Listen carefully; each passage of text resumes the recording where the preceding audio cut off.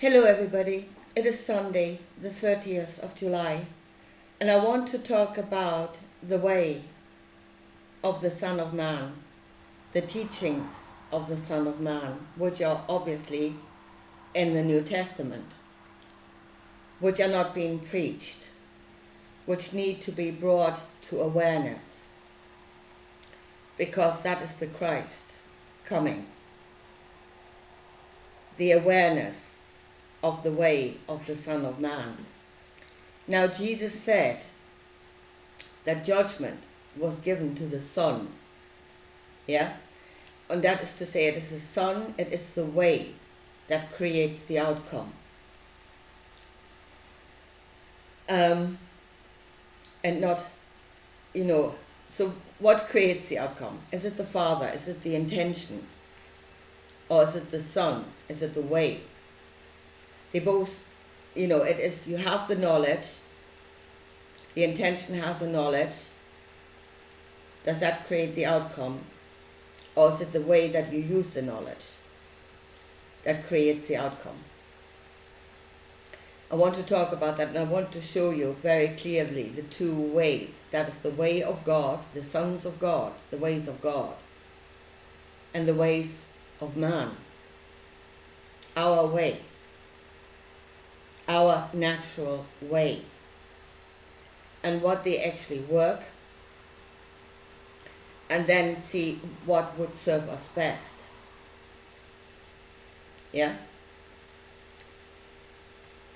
But again, you need to see two different things in order to make a decision. And again, Christians are not being shown two different ways. They're only being shown one.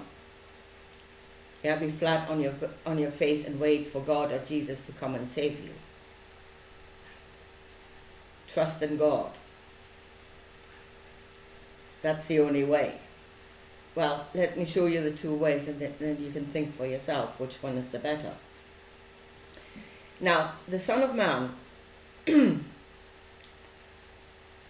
there's a few elements to his teaching, to the way.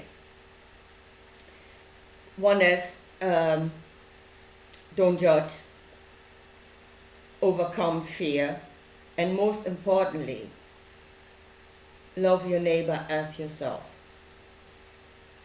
Most importantly. Whereas where you have the non-dualists, you have the first two elements. Yeah, you have do not judge. Let go of any kind of judgment. Overcome fear completely, and take off into infinity and beyond. Now, the element missing in that is obviously love your neighbor as yourself, because they are completely disconnected.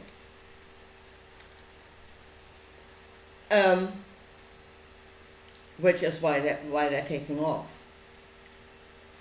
They have no more roots. They're no longer part of the story. They've left the planet. They will not be part of the solution, nor will they grow through finding the solution. That is not the way to spiritual growth.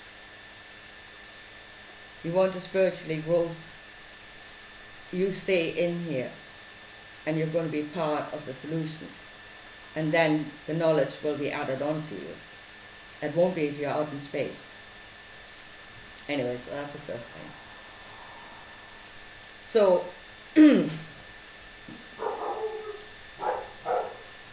do not judge. Do not judge your neighbor. Now, remember that this teaching this way is to serve at a very specific time, and that is at a time of tribulation. Again, it's not universal. It's not at all times, but at a time of tribulation, do this. That is when you are faced with a problem. We are now going into the Great Tribulation, where the whole thing is becoming an existential threat. But that is because we did not use the way on all the small problems before. We let them build up. We were all sitting waiting for God to come and save us. And now we are in the Great Tribulation. So it does not mean do not judge your neighbor ever. Just let him do whatever he likes. Doesn't mean that. Obviously not. In a functioning society, that can't be. We have to follow rules that create balance, that create a space of safety for all. So it doesn't mean that. But in a time of tribulation, you must let go of all the other judgments you had about him. Like you're in a court case about a garden fence. Forget it.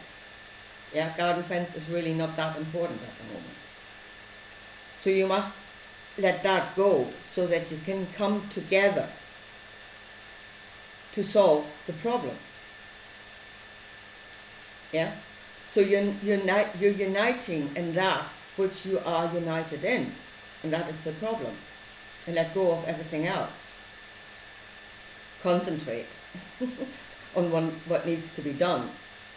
So that is what the non-judgment part is. It is all the small judgments that we have is what keeps us apart. And at a moment of tribulation, at the moment where we need to come together, we need to let go of those judgments. Doesn't mean forever. The other thing is once we come together, we work together on solving a problem, we get to know each other better. A lot of the judgments we had of each other before, they might be gone by the end of it. Because we know each other. And it will grow new connections between us. And those are spiritual connections, folks. Those are friendships. Those are connections that are built on feelings, on empathy. And empathy means you need to know something to feel empathy with it. So if we get to know each other through solving the problem, our empathy for each other will grow. It will grow our connections. The other thing is let go of fear. And again, no, do not let go of fear. Just, it's keeping you down. It's your lower nature. It's so bad. No, it's not. Fear is your servant. It alerts you of danger. That's your alarm clock going off. And it's trying to serve you.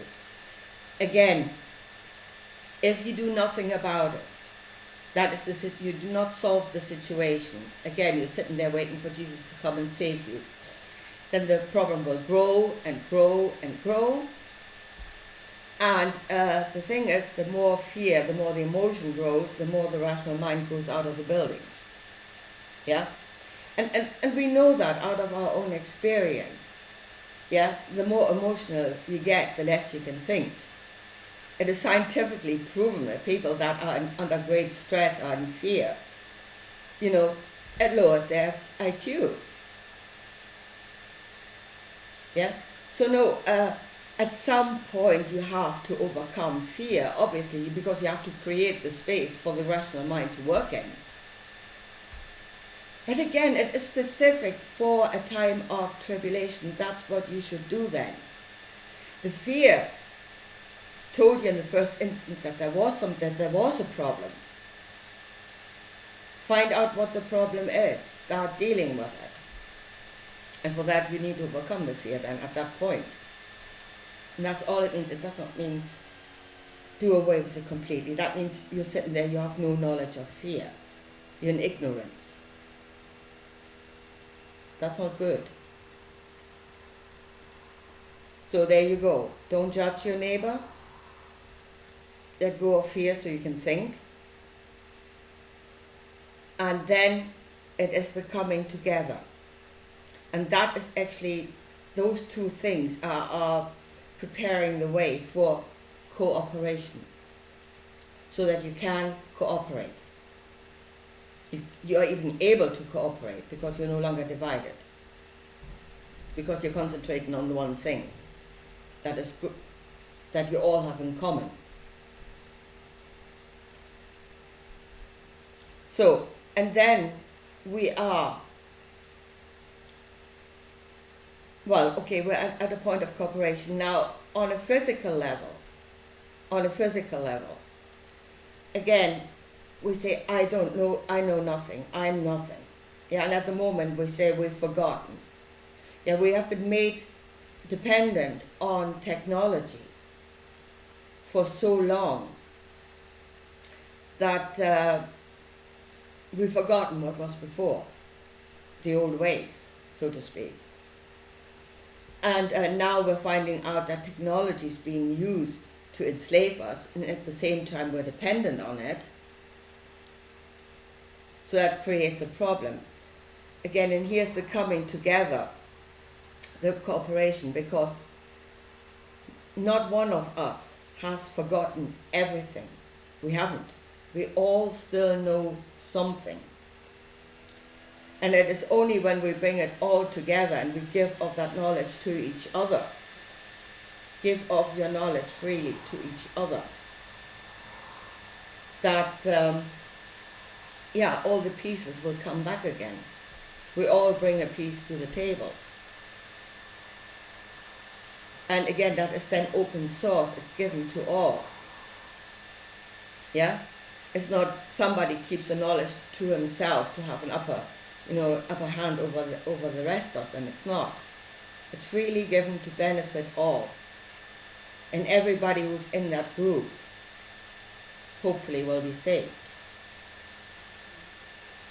And that is the way of the Son of Man. Now this is on a physical level. Yeah? If you go to a spiritual level, and here we're coming really to the Tower of Babel. Yeah? And that is, what happened there actually. And if you look at it not as a physical city or as a physical tower, but on a higher level. Yeah? So they build a city. First of all, a city is a community. It's a large community, it's a city of people, and if people live together, they have to give and receive to one another for the city to function. Yeah? And then they came up with an intention. And that intention was to build a tower. And they were as one. Now, if you and then God comes down to look at that tower, and he says, and the Lord said, behold, the people is one. Imagine that. The people is one. And they have all one language, and they begin to do, and now nothing will be restrained from them, which they have imagined to do. Imagine that. If the people is one, nothing will restrain them. So what does he do? He's going to confuse their languages, and he scatters them. Glory, hallelujah. How great was that of him? Of course, you're being told that was bad. I mean, building the tower, God forbid. Yeah, God forbid. God does forbid. Because God wants to rule over. God wants to have control over. Yeah, he wants to be the one, and his will shall be done. But if the people give to one another, yeah, without open source to overcome problems, then he's actually no longer needed, really. They can do it for themselves.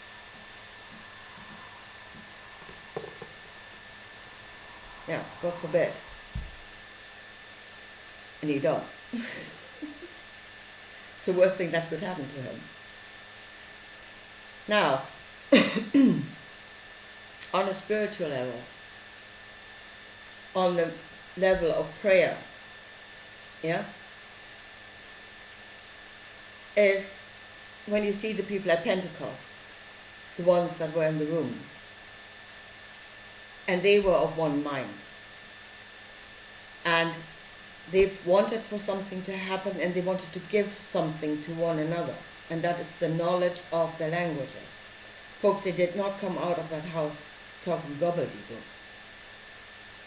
They had given to each other the knowledge of their languages. They were all Jews, but they were different nationalities. And they had knowledge of different languages. And they gave that to each other. And again, you had 120 of the same mind, with the same desire. And again, there is not just a build-up of bodies, but of energy that is all being given to the one desire that will then reach the all, and they were given. And they were all given, and there's the thing, they were all given. Everybody received. It was not just given to one. And that's the difference between the way of the Son of Man and the way of God. Because the way of God is the one at the top will receive. Everybody's desire is that the one shall receive. And then it is up to God to give the knowledge down again. And God can decide who will give the knowledge. He's the judge. And the way is usually that whoever serves him best will get the most. And the minions will just do as they're told. They have no knowledge whatsoever. So there is the big difference between the two different ways, and that is the way, it is really the way of prayer. Yeah? You have one desire, and it shall be given to all, and all ask for the same thing, or all ask for one to receive. And then he will give it down or not, whichever the case might be. And raising consciousness, or coming to another spiritual level, another level of knowledge, another level of understanding. Yeah? Again, the way of God, one will be raised.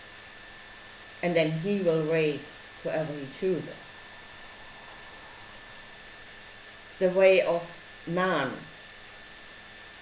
the Son of Man, all shall be raised. Now, does that mean we're all ending up at the same level? Yeah? And we don't. We don't. We are not at the same level to start with. Yeah, we're all starting our journey from a different level of understanding. But all shall be raised. Now, understanding of what it is we're asking for, those that have knowledge of it should be the ones, I don't know if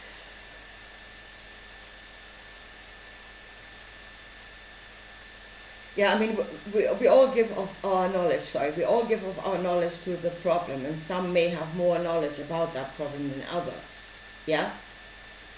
But we all give what little we have, or what biggest we have, and we're all being raised up. But again, we weren't the first level, the same level to start with, we won't be the same level afterwards, but gradually we will all go up, and that is the way for all to reach a higher level of consciousness.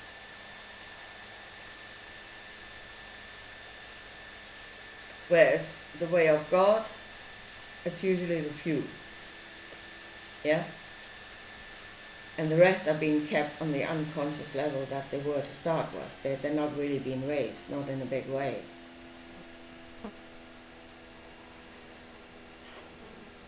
So there are the two different ways of doing things.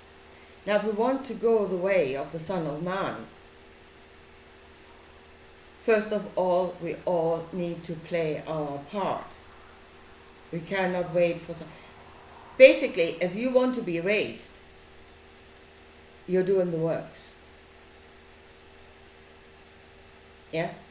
If you're not amongst the ones that are doing the works, you're not being raised. You're in or you're not. Bring to it what you can and receive of the outcome. Again, with the system of the way of God, the ones at the bottom doing an awful lot of work, but what is being raised is not them. It raises God and the mighty at the top. So you have to be in. So and really we need to start it on a physical level, because we want to grow. First of all, we need to get close to one another. We must connect to one another, and for that we need to physically be somewhere. Yeah? It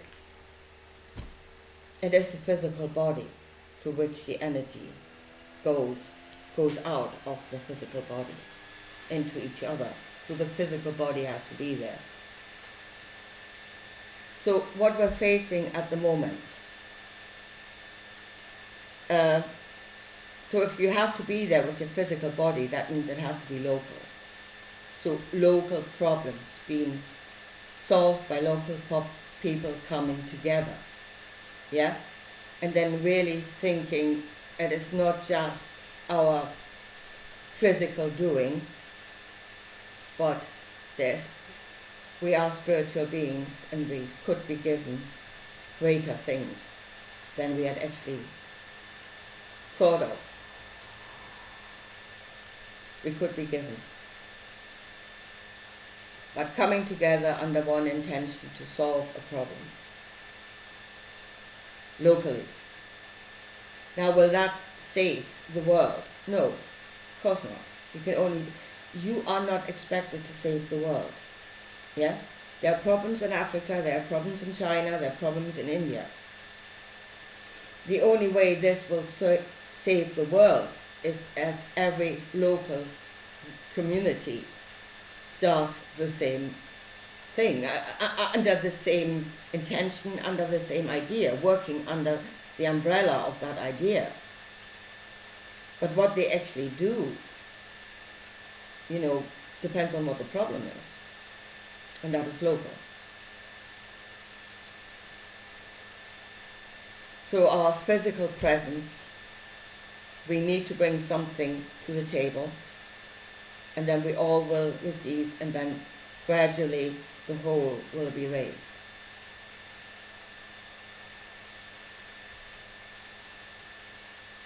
And everybody doing in their own local vicinity what they can do. Bring your own house in order. Don't save the world. You're not asked to save the world. Bring your own house in order. Now, will that stop the big problems that we are apparently facing? Yeah? Like climate change, like there's a virus coming to annihilate you. Okay, will it stop the climate from changing? No, it will not. Climate changes. It has always done that. That is part of a greater system again, yeah, that we should probably not mess with, because that's there for a purpose as well. I mean, will they change the climate? I mean, they're saying they will, but they won't. That's actually not their intention. They have no intention of changing the climate. They know they can't. Their intention is to rule over you, and they're using that as an excuse. So will our system stop the climate from changing? Will it stop bad things from happening? No. No, this rock is racing through space where bombarded by different influences. There will always be tribulations. The question is, which system, which way will bring us through those tribulations? The way of God or the way of Son of Man?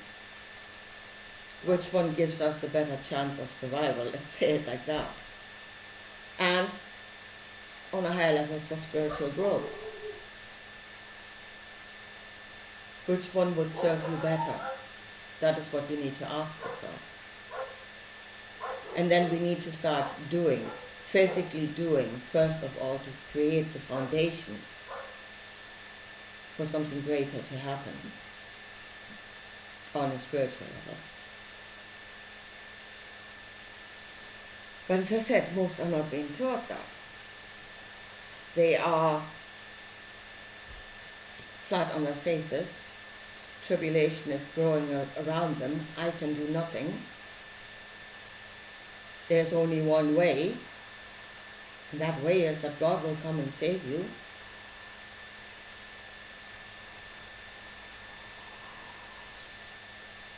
There's more than one way. There's more than one way in that book, and you need to see them both, and you need to understand what they're doing, what their works are, what the intended outcome is,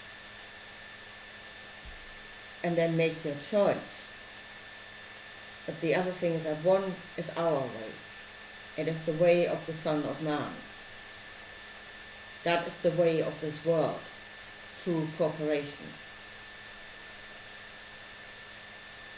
The other way, the other kingdom, is not of this world.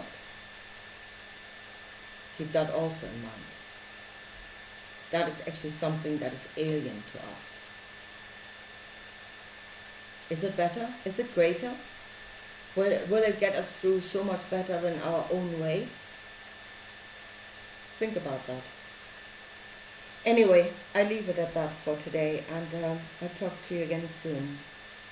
Bye.